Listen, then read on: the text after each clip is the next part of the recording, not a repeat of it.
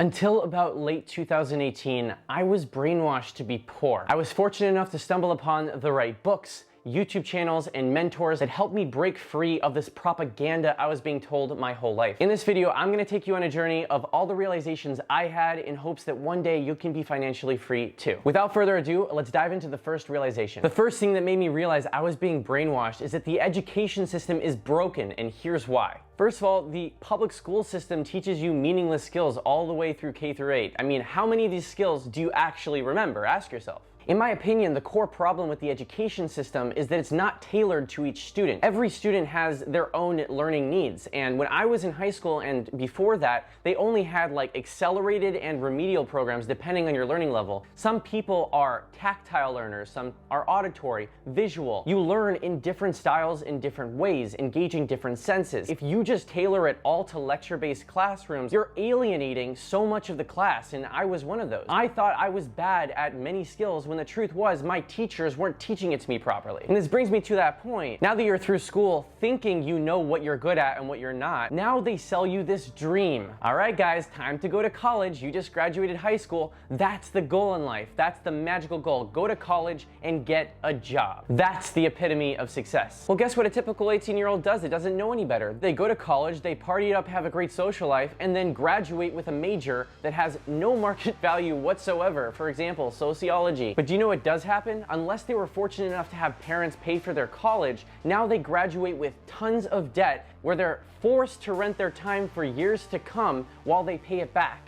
I wasn't even taught personal finance fundamentals when I was handed a pen to sell away my soul to the government for the next 10 years when I was barely legal. Guess who wins in that situation? And I'll give you a hint. It's not you. Universities and government do. Why? Because they're business partners. Once you pay your $60,000, $70,000 tuition and you grind away 4 years of your life, you think you're done, right? No. For the next 10 years of your life, while you're paying back student loans, you're also getting taxed up to 37% W-2 income while you pay it back. My friends, this degree is not freedom. This is a lien on your life. And that's why in the next section, we're going over what the worst way to make money is. I thought this was the best way to make money, but it turned out to be the worst way to make money. And that's by having a job. I used to think the job was everyone's goal in life. This is what you aim to get after college, after you worked all those years in school. That's success when you have a good paying job. But ever since I read the book, Rich Dad, Poor Dad, I cannot unsee this acronym. Job equals just over broke. And it's true, at any moment's notice, you can get laid off, furloughed, fired,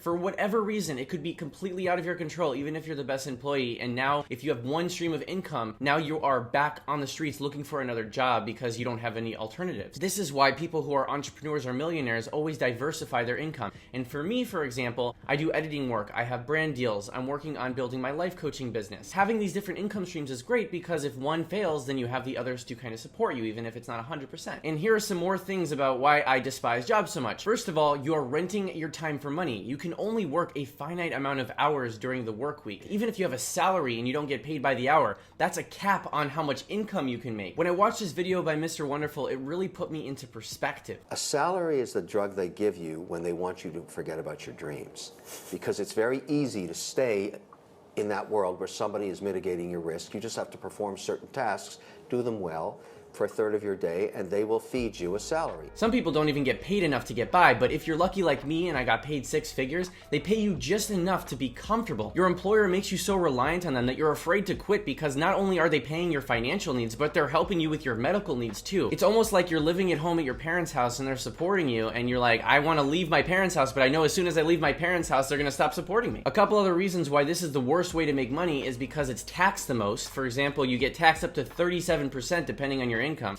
There's no time freedom. You have to attend these dumb corporate meetings, which I couldn't stand personally. Third, you have no location freedom. I mean, sometimes if you're a software engineer like me, you can be anywhere you want, but at the same time, most people are in person. You work at a grocery store, you work at a movie theater. This is not freedom. And the one that pissed me off the most is that while you slave away, you're making someone else rich instead of yourself. After learning what the worst way to make money was, I had to figure out what the best way to make money was. Obviously, I'm not staying in a job. I need to find an alternative. So after a lot of research, I figured it out. It's being an owner. There are multiple ways to do this. For example, you can own shares in a company, you can own real estate, you can offer to help a business in exchange for equity in that business if you're creative enough. And then there's the fourth reason, which is my absolute favorite, and that's being being a business owner yourself. This requires that you have specialized knowledge that people need to come to you and you alone to solve a problem. For example, think of accountants or lawyers. And once you have this specialized knowledge, you can scale dramatically by creating a digital product. For example, in my life coaching business, I'm going to be building clientele to do one-on-one interactions. Eventually, I'm going to see that there's a common pattern emerging. Similar questions, similar transformation. So what can I do with that data?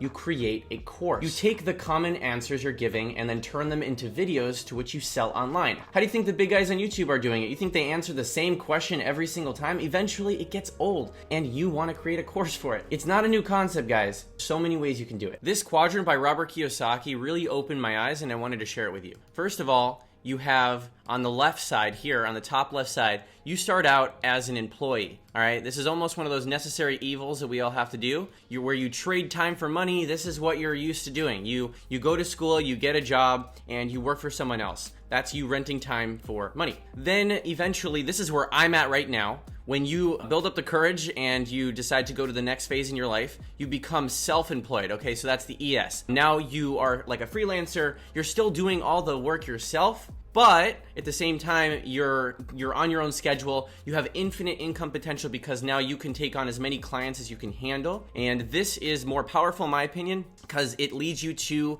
B, which is a very exciting period in your life where you're a business owner. Okay, so the difference between S and B is a business owner is when you have enough sales or you're building your business in a way with systems and processes in place to where you're not doing the work yourself, but you're having employees do it and you could focus on building the business versus being in the business. All right, so once you've mastered all these three and you have a lot of money coming in, eventually when you are killing it, then you hit I over here. This is like, shark level, like investor. This is like after you have money, now you're investing and just buying businesses. This is kind of how you start. So I'm going to repeat this. We got employee, self-employed, business owner, and then investor. So yeah, this quadrant here really opened my eyes to the evolution of you and your career. This is how I learned how to stop being poor once and for all. And it breaks down into two categories: fixing your spending problem and fixing your income problem. For spending, the first and foremost thing I had to do was pay off all of my bad debt.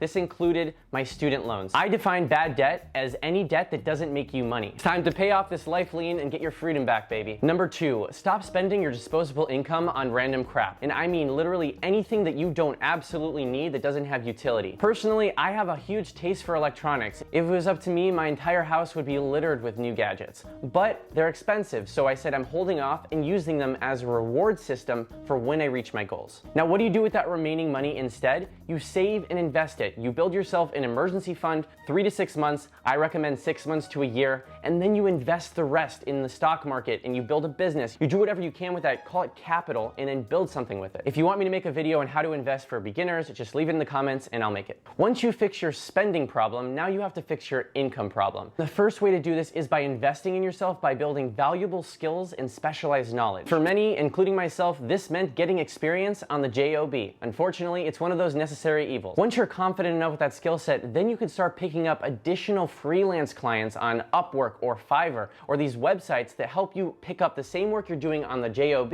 but now you're doing it for yourself. Now, when your income from your clients exceeds your main job income, which it will, then you quit your job. Obviously, that's not a one-size-fits-all solution, but you have to know yourself. For me, I had to go all in, but for you, you might be able to handle the side hustle. Now you have your clients, you have 5 to 10 different perspectives on the same job you're doing before. Now we're on step 3. You're a freelancer. Congratulations, you've quit your job and now you're doing your own thing. You're still doing the work yourself and you're still trading time for money, but at least you don't have a boss. Isn't that fantastic? Well, how do you grow and get out of this stage? The way to do that is by focusing on your clients, finding the common problems you're solving, and then find a way to automate it, build software to solve their problems for you, or you build a digital course or an online course where you can take the knowledge that you're helping them with and teach them to teach themselves. It's that simple. This leads us to step 4. Eventually, you're not going to be able to hold the traffic of all the people who are coming in, all your clients. So you're going to have to find people to do the work for you. This is when you become a business owner. You either find people or software to solve the problems you were solving for clients, remove yourself, and then when you have all the right people in place, you scale with marketing and sales. Congrats, now you own a business. So this is how I was brainwashed to be poor my entire life, and I was fortunate enough to land on the right books, mentors, and courses to get me to where I am today, where I'm currently in stage 2 of Robert Kiyosaki's Quadrant as self-employed, and I plan on making that a business owner very, very soon. And I'm excited to take you all on the journey with me. If you guys are just here for the first time, this is the first time you're seeing me, please do me a favor and subscribe and like this video so that it can reach more people who need to hear this message. I hope you have an amazing day, and of course, see you in the next one.